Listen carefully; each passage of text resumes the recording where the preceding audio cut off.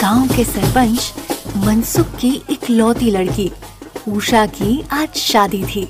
अंधेरी रात में सरपंच का घर सितारों की तरह चमक रहा था। बारात आ चुकी थी और अब सब उषा का इंतजार कर रहे थे। लेकिन उषा घर के ऊपर वाले कमरे में बैठी किसी को बार बार कॉल लगा रही थी, लेकिन उधर से कॉल रिसीव नहीं हो रहा था। उसने एक बार फिर कॉल लगाया और इस बार कॉल रिसीव हो गया। उषा तुरंत भड़कते हुए लेकिन दबी आवाज में बोली, कहाँ है तू? आया क्यों नहीं? आधे घंटे में मेरी शादी होने वाली है। उधर से आवाज आई, पागल हो गई है क्या? पूरी भीड़ जमा है तेरे घर पे। तेरा बाप ना मुझे गोली मार देगा अगर आसपास भी देख लेगा तो। मैं नहीं आ सकता। उषा गुस्से में दांत पीसते हुए बोली, तू फट्टू ही रहेगा जीवन भर। 10 मिनट में वो जंगल वाली झोपड़ी में पहुंच, मैं खुद ही आ रही हूँ। इसके बाद उषा ने कॉल कट कर दी और कमरे के दरवाजे को अंदर से बंद कर लिया। वो आहिस्ता से कमरे की खिड़की से किसी तरह बाहर कूद गई और बड़ी तेज चाल से एक तरफ चल पड़ी। घनी काली रात में उषा लाल रंग का बहुत ही सुंदर लहंगा पहने जंगल की ओर बढ़ी जा रही थी। डर का उसके चेहरे पे नामो निशान नहीं था, बस थी तो अपने प्रेमी संतोष को आखिरी बार मिलने की बेचैनी। काफी दूर चलने के बाद उसे टॉर्च की रोशनी में वो झोपड़ी दिखाई दी जहां शायद ही कोई आता था। और रात में तो कोई भूले से भी इस जंगल की तरफ नहीं आता था। वो जैसे ही झोपड़ी के अंदर पहुंची, किसी ने उसे ऐसे दबोच लिया जैसे सदियों से उसे मिलने को तरस रहा हो।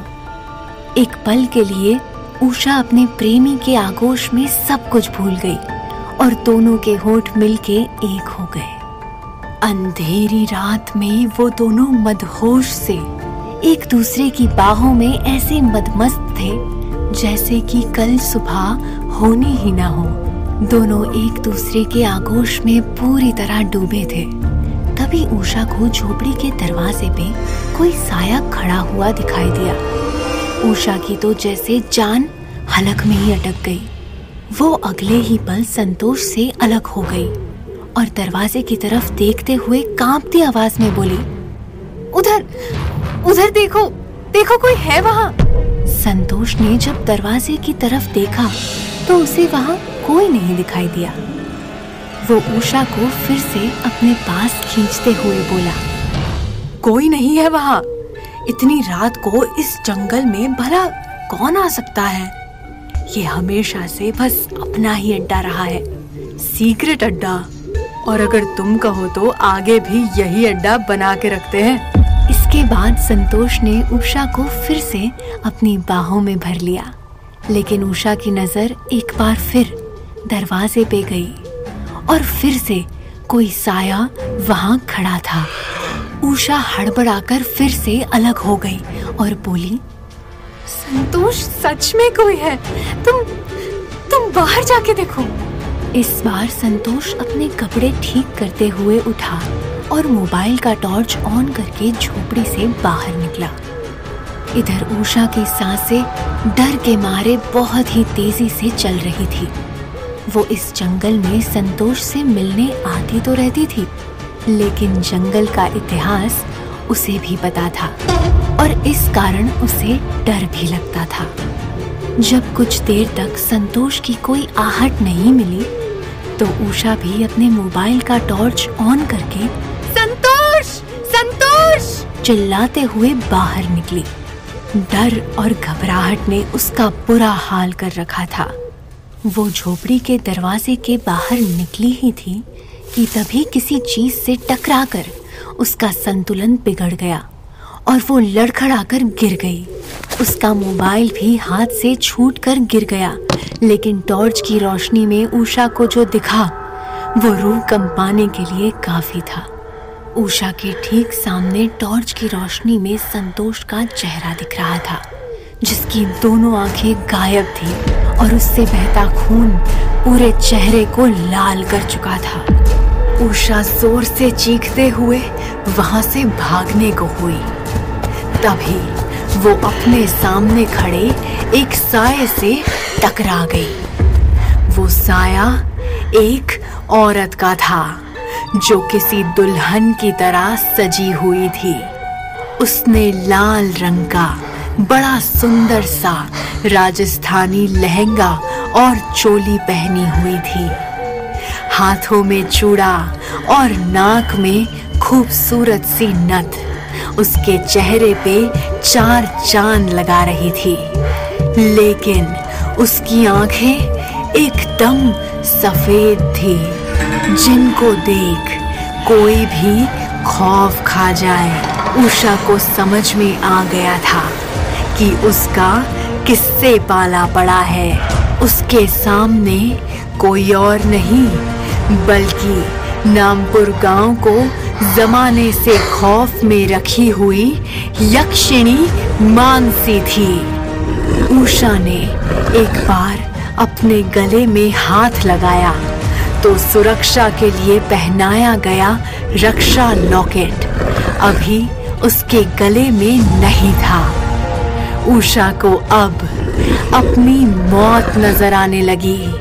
वो हाथ जोड़ के यक्षिणी मानसी के सामने गिड़गिड़ाते हुए बोली, मुझे छोड़ दो, मुझे जाने दो, मैंने क्या बिगाड़ा है। तभी यक्षिणी मानसी उसे अपनी लाल आंखों से घूरते हुए बोली, क्या तुम लोगों ने उसे छोड़ दिया था? सबको मारूंगी। आजाद हो गई हूं अब मैं। ये गांव अब मौत का तांडव देखेगा, एक दुल्हन के बदले का तांडव। इसके बाद उषा की चीख पूरे जंगल में गूंजती रही, लेकिन वहां उसकी मदद करने वाला कोई नहीं था। अगली सुबह उषा के गायब होने का पूरे गांव में हड़कंप था। सरपंच कुछ लोगों के साथ अपनी बेटी को खोजते हुए जंगल में उसी झोपड़ी के करीब आ पहुंचे जहां उषा कल रात आई थी। वहां बाहर ही संतोष की खून से लथपथ लाश पड़ी हुई थी। ये देख सरपंच की घबराहट और बढ़ गई। सब वहीं आसपास उषा को खोजने लगे और तभी एक गांव वाले को उषा की लाश एक तालाब के किनारे पड़ी हुई मिली। उषा की हालत देख किसी की भी रूह कांप सकती थी। संतोष की तरह उसकी भी दोनों आंखें गायब थी। तभी सरपंच भी वहां आ पहुंचे और अपनी बेटी की मौत का ये मंजर देख वो वहीं निढाल होकर गिर पड़े और फूट फूट कर रोने लगे। इसी दौरान एक गांव वाला गौर से उषा की लाश देख रहा था। वो अपने करीब खड़े एक आदमी की तरफ देखते हुए बोला, जिस तरह से उस लड़के और उषा बिटिया को मारा गया है, ये काम तो यक्षिणी मानसी का लगता है। तभी पास खड़ा दूसरा आदमी बोला, लेकिन उसको तो सरपंच जी ने तंत्र शक्तियों से बंधवा दिया था, उसके आजाद होने का तो सवाल ही नहीं उठता। तभी सरपंच की नजर अपनी बेटी के गले पे गई और गले में रक्षा लॉकेट न देख वो और ज्यादा घबरा गए। अब उनको भी कहीं ना कहीं भरोसा हो गया था कि हो ना हो ये काम यक्षिणी मानसी का ही है। उन्होंने तुरंत अपने आदमी को आवाज लगाते हुए कहा, जाओ जाकर फटाफट तांत्रिक बाबा को बुला कर लाओ। यक्षिणी मानसी का खौफ एक बार फिर पूरे नामपुर गांव में फैल चुका था। वहीं नामपुर गांव से कोसों दूर जोधपुर शहर के एक हॉस्पिटल के रूम में एक लड़का रोहित बेड पे सोया हुआ था। तभी अचानक वो मानसी का नाम पुकारते हुए एकदम से बेहोशी की हालत से छटपटाते हुए उठकर बैठ गया। मानसी! उसकी हालत कुछ ऐसी थी मानो उसने कोई बहुत ही बुरा सपना देखा हो। नौजवान उम्र का रोहित अग्रवाल जोधपुर के सबसे अमीर घरानों में से एक अग्रवाल परिवार का इकलौता वारिस था। आज सुबह ही जब रोहित घर पर बेहोश हो गया था तो घर के कुछ नौकरों ने उसे यहाँ हॉस्पिटल में भर्ती कराया। रोहित के पिताजी अमर अग्रवाल और माँ रेखा अग्रवाल एक फेमस ज्वेलरी स्टोर चेन के मालिक थे। वो दोनों एक बिजनेस कन्वेंशन के लिए सिडनी गए हुए थे।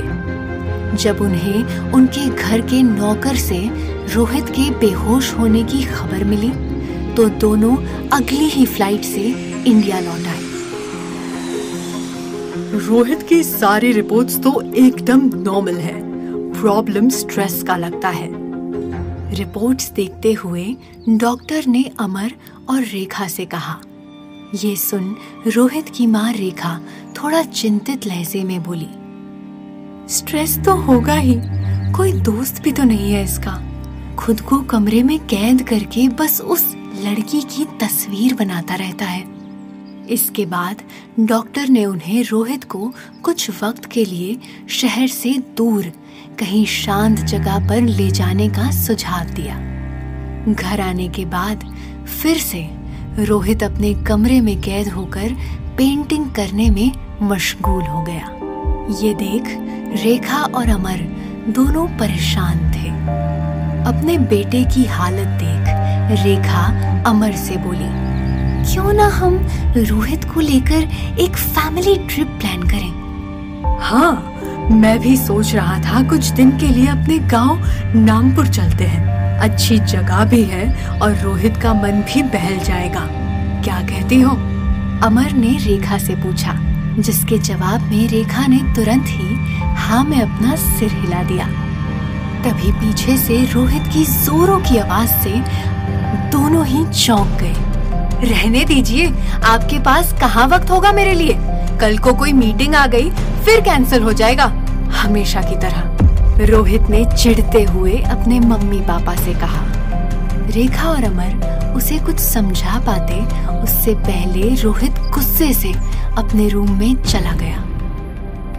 रोहित का आलीशान कमरा, जहाँ की दीवारों पर हर तरफ उसकी बनाई हुई पेंटिंग्स लगी हुई थी और वो सभी सिर्फ एक ही लड़की की थी, एक बेहद खूबसूरत लड़की जिसका पहनावा एक राजस्थानी गांव में रहने वाली जवान लड़की के जैसा था।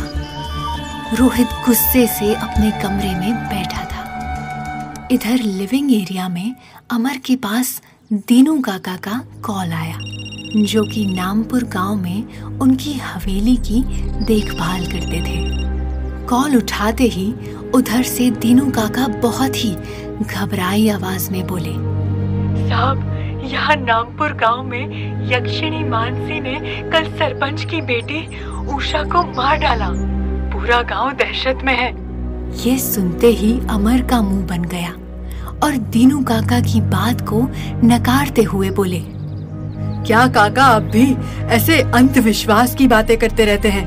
ये पक्का उस ठाकुर की कोई चाल होगी हमारी प्रॉपर्टी की कीमत गिराने के लिए। ये मानसी वानसी तो बस बहाना है गांव में अफवाह फैलाने का। कहते हुए अमर ने कॉल कट कर दी।